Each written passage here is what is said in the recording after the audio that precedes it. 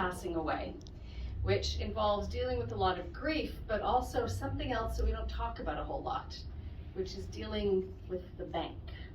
So please welcome Ella.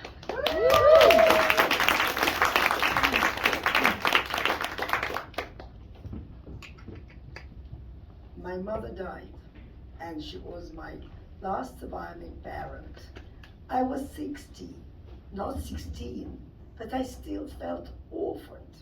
My mother, in spite of suffering from dementia the last few years of her life, had still been my safe harbor in the rough sea of existence. I was my parents' only child.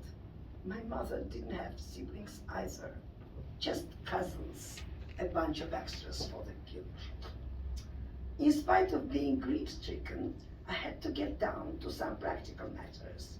And a couple of days after my mother's funeral, I stood at the bank clutching her death certificate. "I'm here to claim her savings," I said to the teller, trying to keep my voice steady, although I had a lump in my throat. "I'm her only child," I added. The teller's fingers clattered over the keyboard, her frown deepening after each click. "Your mother designated another beneficiary," she said. "What? Another beneficiary? Who is that another beneficiary? Tell me," I barked, louder than intended, heads turned. "I cannot disclose you the name of the beneficiary. It's against banking regulations," the teller said. "But if you suspect that your mother did it under duress, then go to the police. And here, please behave civilly." "Duress your ass," I shouted and ran out of the bank. Well, what can I think about it? What was it? All about my mother, the name of the movie.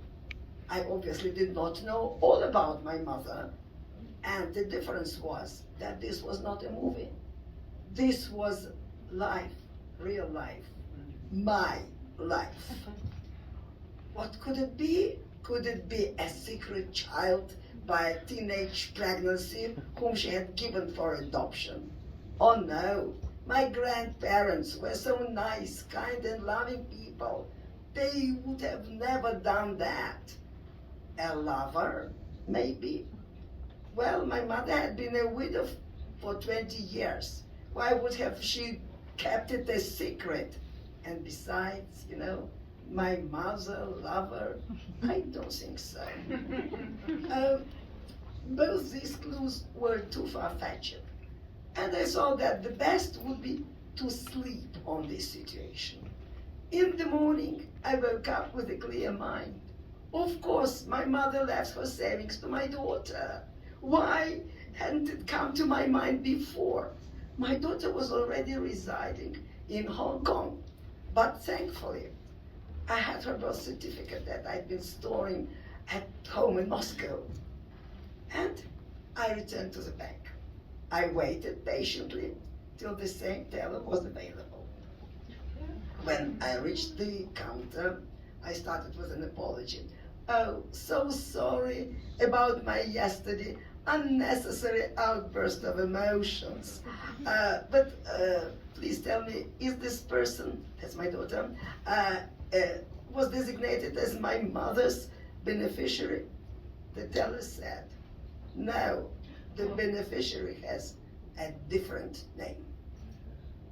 Well, it was freezing cold outside. The rain was pouring, leaving me soaked to the bone. Yet, I did not realize what was happening. In the evening, I felt unwell.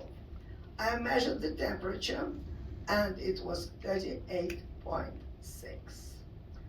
I took a medicine, I had a cup of hot tea, went to bed, but I could not sleep. My feverish consciousness transported me to the memories of my younger years. And in my mind, I saw my mother and me at the circus, at the zoo, at the seaside. We shared so many wonderful moments together. However, there was one thing where our opinions differ. My mother's cousins. The source of my irritation was my mother's youngest cousin, Tamara, who was only 8 years my senior. My mother would constantly lament her plight.